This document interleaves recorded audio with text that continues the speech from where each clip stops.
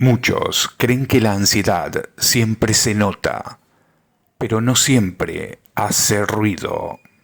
A veces es una persona que sonríe, pero no puede dejar de pensar. A veces es alguien que parece tranquilo, pero por dentro está agotado. La ansiedad no siempre es un ataque de pánico. A veces es cansancio constante, pensamientos que no se apagan, una preocupación que no tiene pausa. Y lo más difícil es que casi nadie lo ve.